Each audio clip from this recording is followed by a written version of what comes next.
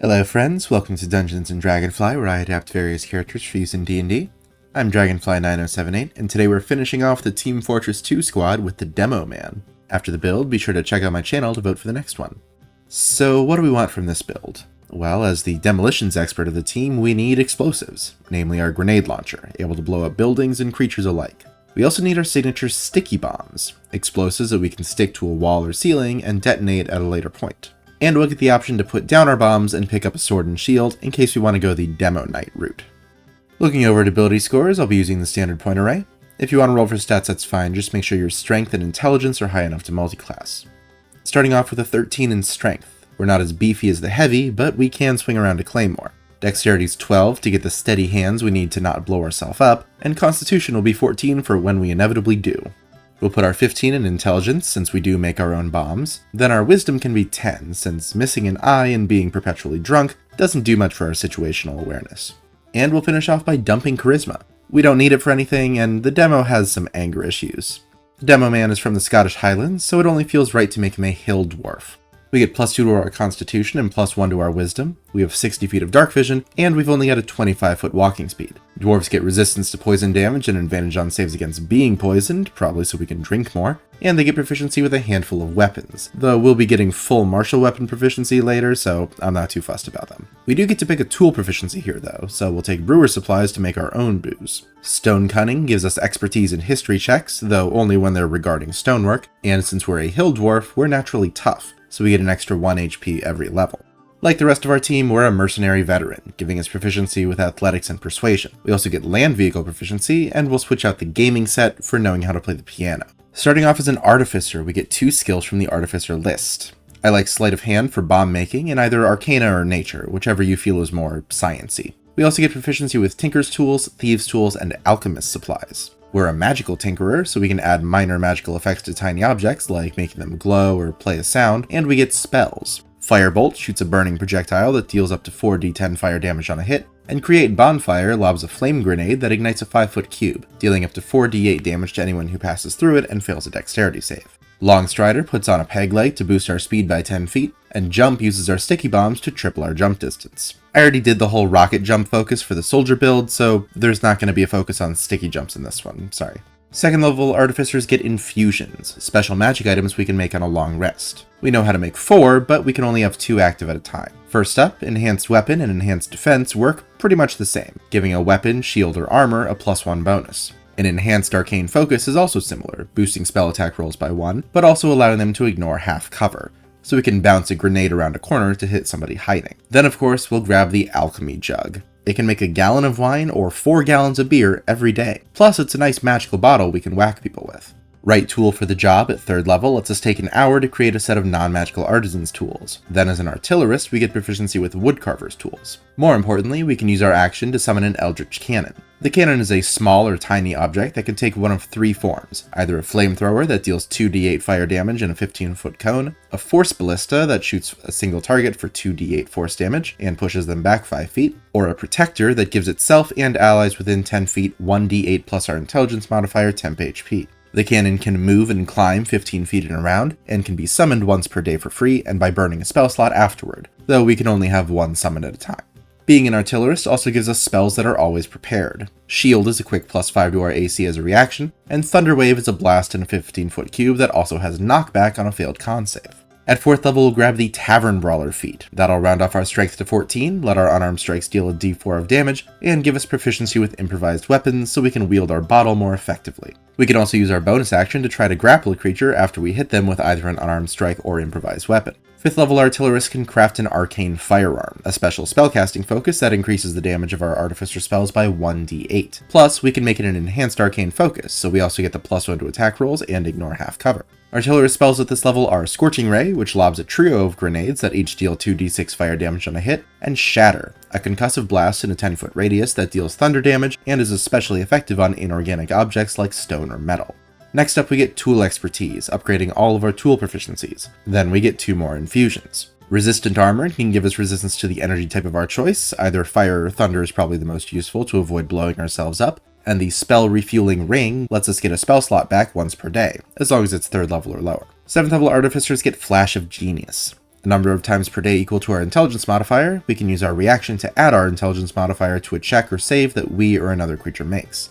Then we'll use our next ASI to boost our intelligence and wisdom, rounding them off to 16 and 12 respectively. 9th level artillerists get what we're really after from this class, explosive cannon. The damage dice for our Eldritch Cannon each go up by 1d8, but more importantly, if we're within 60 feet of our cannon, we can use our action to detonate it. It explodes in a 20-foot radius, dealing 3d8 force damage to anyone in the area who fails a dex save. This is our sticky bomb. We can throw the cannon and have it cling to a wall or hide along a path since it does have a climb speed. Then when someone comes near it, we blow it up. Then we can summon another by burning a spell slot, and we've even got the spell refueling ring to reload one of those. Or if that's too much work, we can just cast Fireball. Nice and simple. We also get Wind Wall from being an artillerist, and we can pick up Glyph of Warding for a different sort of magical trap, but that takes an entire hour to cast, so it's not great mid-combat.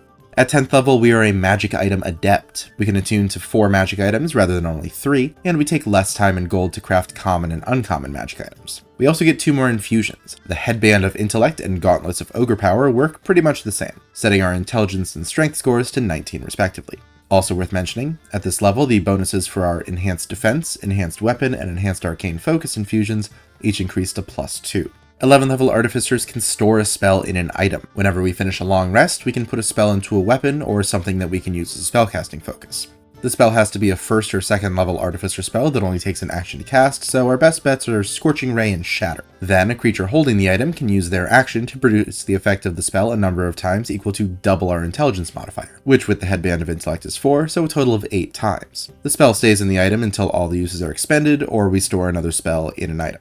Our next ASI will bump our dexterity to 14, then we get more artillerist spells at 13th level. Ice Storm isn't really relevant to us, and Wall of Fire is a little bit, but not too much, so we can just use the 4th level slots for more fireballs, shatters, and sticky bombs. As a magic item savant, we can attune to up to 5 items, and we get to ignore any class, race, level, or spell restrictions on magic items. We also get our last couple of infusions. The Amulet of Health works like our last 2, setting our constitution to 19, and we'll actually retrain the Gauntlets of Ogre Power to the Belt of Hill Giant Strength to make our strength 21. Then the Boots of Speed can be Alibaba's wee booties. We click our heels together as a bonus action and double our speed, also giving disadvantage to any opportunity attacks made against us. The effect lasts until we shut it off with another bonus action, and the boots only work for a total of 10 minutes every day. The last thing I want from Artificer is the Artillerist's Fortified Position. We and our allies get half cover from being within 10 feet of our cannon, and we can make 2 cannons at once, so we can have 2 sticky bombs active at a time. We can make them with the same action, but if we're using spell slots to make them, they do each take their own slot. I think we've got explosives pretty much squared away, so let's dip into that Highland Fury and switch to Barbarian. We get unarmored defense, but Demo wears pretty much the most armor of any of the team, so we're just going to ignore that. We can also enter a Rage as a bonus action. We rage for up to a minute, and in that time we're resistant to bludgeoning, piercing, and slashing damage, we have advantage on strength checks and saves, and we deal extra damage with our strength-based melee attacks. If we want to pick up a Claymore, that's probably going to be a longsword, so we can still use a shield alongside it. There's also Reckless Attack, which lets us choose to get advantage on the strength-based melee attacks, but also gives all attacks against us advantage as well. Being a Demoman, we've also developed a Danger Sense, giving us advantage on dex saves against effects we can see, like, for example, a grenade. At 3rd level, we can pick a Barbarian skill to get proficiency in, we'll go with Intimidation, and we'll become a Battle Rager. Battle Ragers get to use spiked armor as a weapon, which I'm comfortable flavoring as the spike that's on the charge and targe. While we're raging, we can use our bonus action to attack with the spikes, dealing 1d4 plus our strength modifier piercing damage. We also automatically deal 3 damage when we grapple someone with the attack action. So that gives us the targe, now we need the charge. The Charger feat lets us use our bonus action to either attack or shove a creature after taking the dash action. And if we move at least 10 feet in a straight line immediately before, we either deal an extra 5 damage or push the target 10 feet. Our capstone is the 5th level of Barbarian for extra attack, letting us attack twice with the attack action, and fast movement, boosting our speed by 10 feet if we aren't wearing heavy armor. Spiked armor is medium, so this works.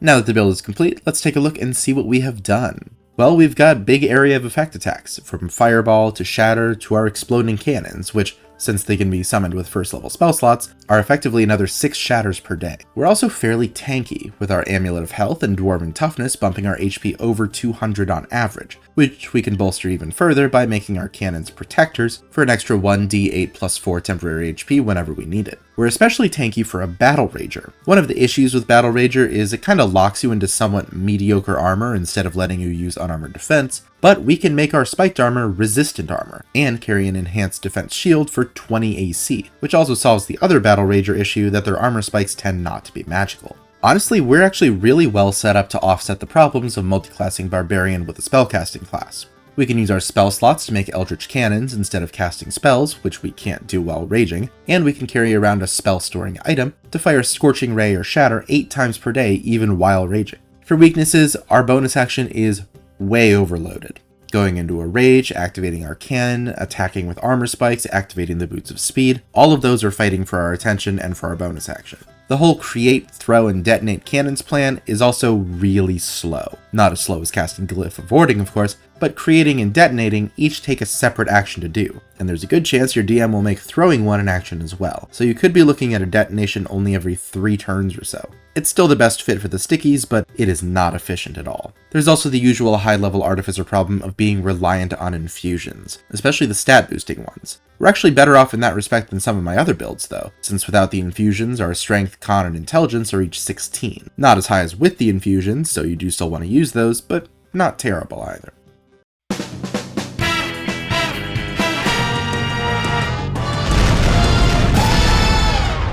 What makes me a good Demoman? If I were a bad Demoman, I wouldn't be sitting here discussing it with you now, would I? Thank you for watching, friends. I hope you enjoyed the build. Head on over to my community tab if you want to vote for the next character for me to do. This week is between Sly Cooper, Eddie from Ed, Ed, and Eddie, Schnitzel from Chowder, and our runner-up from last time, Astolfo from Fate. If you have any feedback or suggestions for characters you'd like to see me build, please leave them in the comments below and they could show up in a future poll. Leave a like or subscribe if you want to see more. Thanks again for watching. I will see y'all later.